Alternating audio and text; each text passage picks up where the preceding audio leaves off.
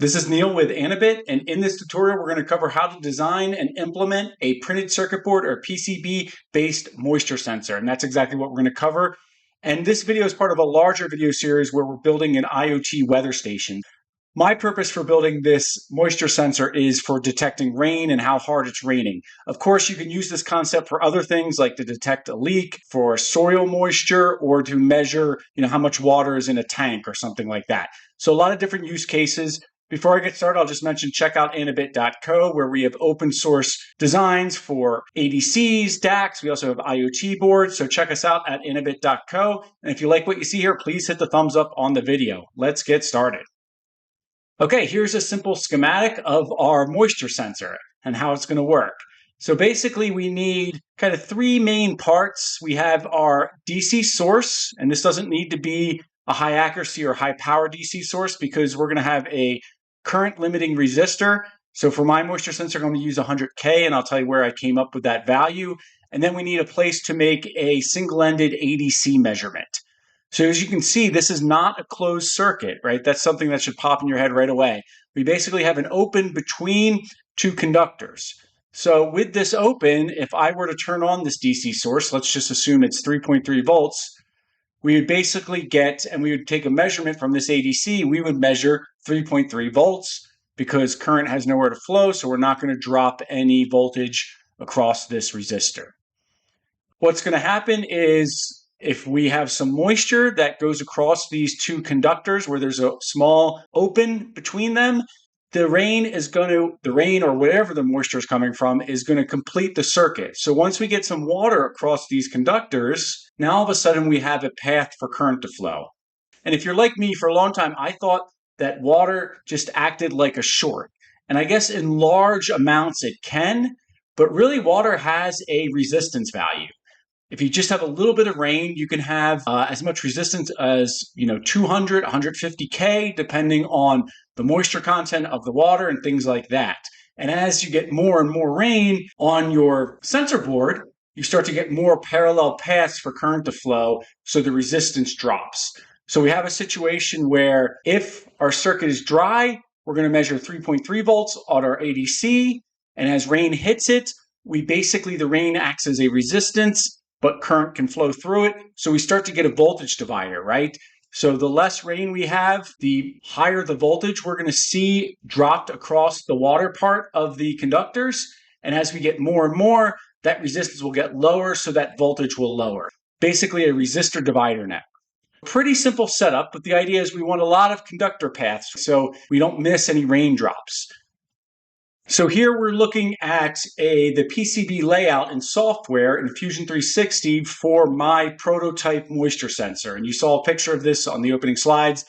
I'm going to zoom in on this bottom part.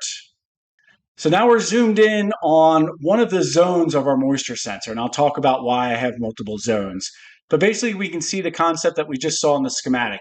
We have a resistor. The resistor's in blue, and the writing is backwards because it's on the bottom layer. So this is a two-layer PCB. The red traces mean they're on the top layer. Blue means on the bottom. So I'm running our voltage source line through this resistor, and I'm using a 100K ohm resistor.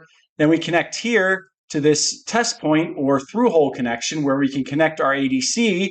We can see we have these red traces, but they don't connect to these other traces that are labeled as ground or common. And this is where our ground connection is. So we basically have opens between these. And if we were to get a raindrop here or here, we start to complete the circuit, we get current flowing, and we'll start to see that voltage from the DC source drop.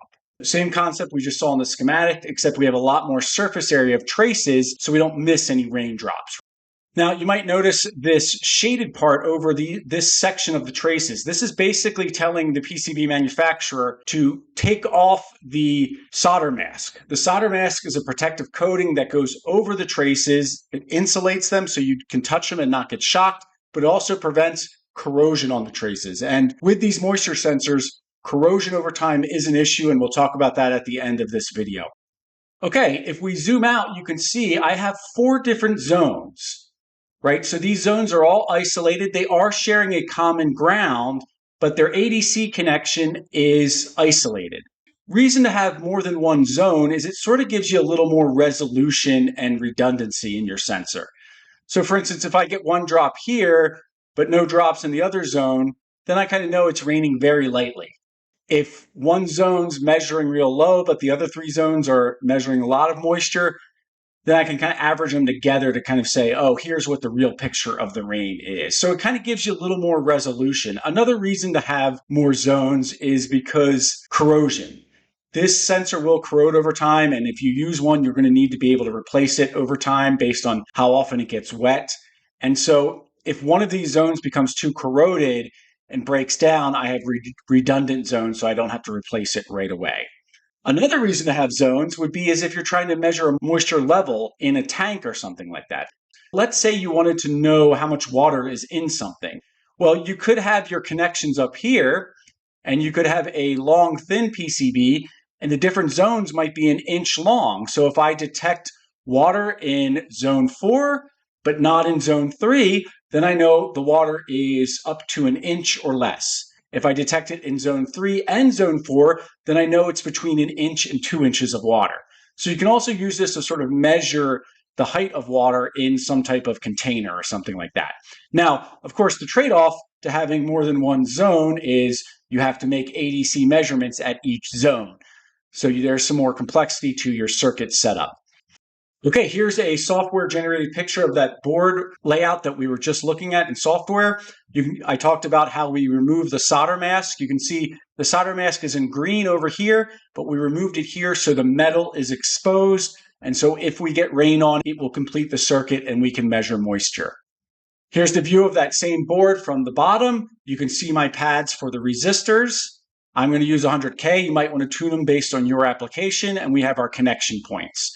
So let's see this moisture sensor in action. Okay, we're looking at a demo. Here's our moisture sensor on the right, and I'm connecting it to one of Anabit's IoT platforms. So this is Anabit's AIoT Sense Node, which has a lot of great features. It's being powered by a battery right now. You can charge that battery using solar power. You can debug and communicate over USB-C. It has a quick connector for adding sensors. All kinds of things. Anyway, but it also has an RGB LED.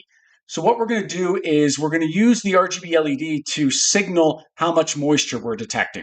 So for this demo, I have it connected up. And once we get a little bit of moisture, this LED will turn yellow. And as we get more and more moisture detected, it will go from yellow to orange to red, where red means like fully saturated.